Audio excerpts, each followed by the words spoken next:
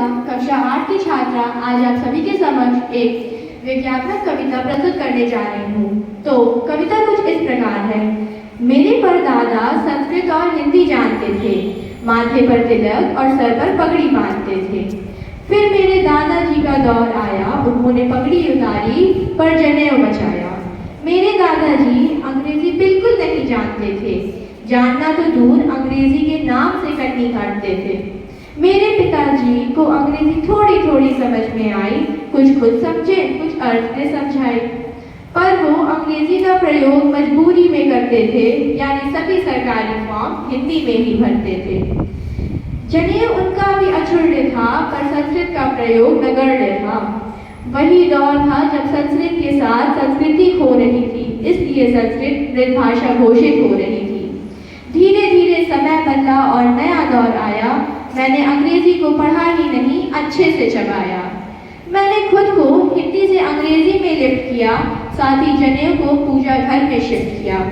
मैं बेवजह ही तो 4 वाक्य अंग्रेजी में झाड़ जाता हूँ, शायद इसलिए ही समाज में पढ़ा लिखा कहलाता हूँ।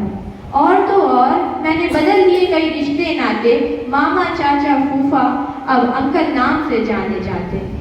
मैं टोन बदलकर वेद को वेदा और राम को रामा कहता हूँ और अपनी इस तथाकृति को सफलता पर गर्वित करता हूँ। मेरे बच्चे और भी आगे बढ़ जा रहे हैं, मैंने संस्कार चबाया था वो अंग्रेजी में बचा रहे हैं। यानी उन्हें दादी का मतलब ग्रैनी बताया जाता है, Ram was a Hindi word गर्व से सिखाया जाता है। जब श्रीमती जी उन्हें पानी मतलब वाटर बताती हैं और अपनी इस प्रगति पर मंद मंद मुस्काती हैं। जाने क्यों मेरे पूजा घर की जीर्ण जनेऊ चिल्लाती है और मंद मंद कुछ मंत्र यूं ही बुदबुदाती है। कहती है ये विकास भारत को कहाँ ले जा रहा है, संस्कृत संस्कार तो चले गए, अब भाषा को भी बचा रहा है। संस्कृत की तरह हिंदी भी एक दिन मृत घोषित हो जाएगी, शायद उस दिन भारत भूमि पूर्ण विकसित हो जाएगी। इसके दोषी सिर्फ हम हैं और सिर्फ हम ही। धन्यवाद।